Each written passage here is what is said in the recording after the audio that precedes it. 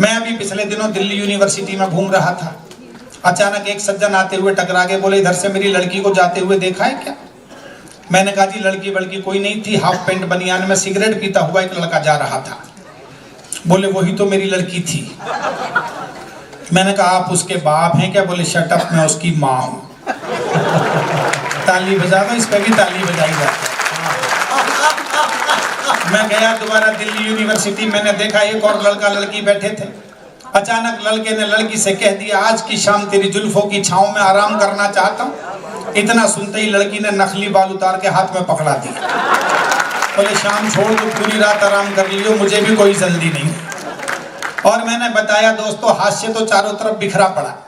मैं कमल जी पिछले दिनों पटना गया, वो एक सज्जन मुझे मिल गए। बोले प्रवीण जी नमस्कार। मैंने कहा नमस्कार। बोले पिछले 15-20 साल से आपको यूट्यूब पर सुनता हूँ।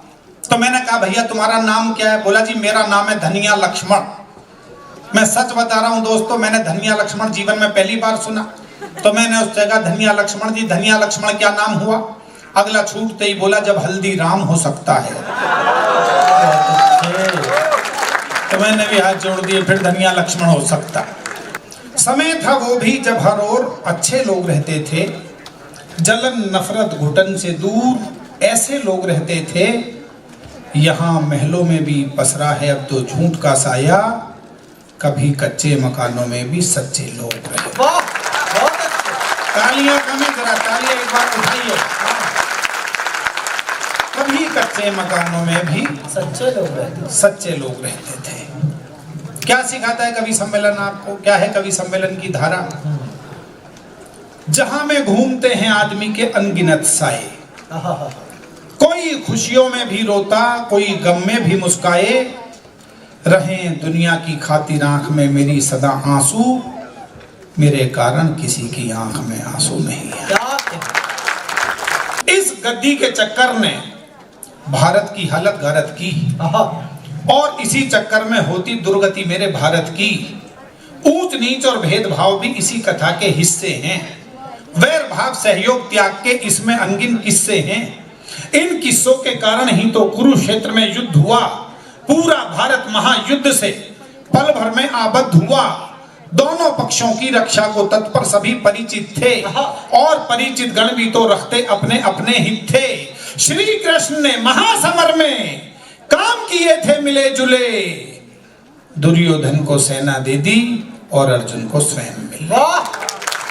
मांगा नहीं था अर्जुन। ये माइक के नजदीक आना पड़ रहा है मुझे, थोड़ा यहाँ से बोलूं तो आवाज पकड़ ले, ऐसा चाहता हूँ। कहाँ से? वहां से कंट्रोल हो रहा है ना ये? ऐसा कर दो कि यहाँ से बोलूं तो आवाज पकड़े।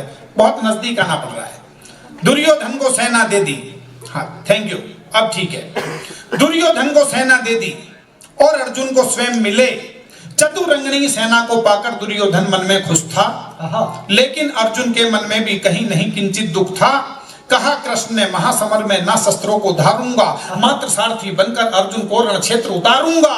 अर्जुन को नादान समझ दुर्योधन मन में फूल गया, माधव की माया भी माया को बिल्कुल ही भूल। क्या कहने?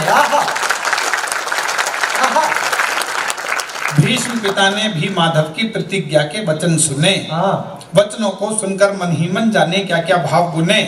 वो भीष्म पिता जो तन मन से कौरव सेना को अर्पित थे, वो भीष्म पिता जो राजा की गद्दी को सदा समर्पित थे, वो भीष्म पिता जो दुर्योधन की सेना के सेनापति थे, वो भीष्म पिता जिनके सारे सर स्वयं काल की ही गति थे, वो भीष्म पिता जिनके अस्त्रों शस्त्रों पर लक्ष्य सुअंकित थे, वो भीष्म पिता जिनकी शक्ति से सभी देवता शंकित थे, वो भीष्म पिता जिनके शस्त्रों से अंबर तक फट जाता था, वो भीष्म पिता जिनकी इच्छा से गंगा जल हट जाता। क्या कहने? तालियां कम है बच्चों, जरा तालियां बजाएं तो मेरा जोश इसके साथ साथ बढ़े। वो भीष्म पिता जिनकी इच्छा से गंगा जल हट जाता था, जब सुने उन्होंने वचन कृष्ण के, मन ही मन में मुस्काए। यह सोच चलो मौका आया माधव को झुटलाया जाए। भीष्म पिता के यह विचार सुन सहमी सहमी प्रज्ञा थी। एक और कृष्ण प्रतिज्ञा दूजी और भीष्म प्रतिज्ञा।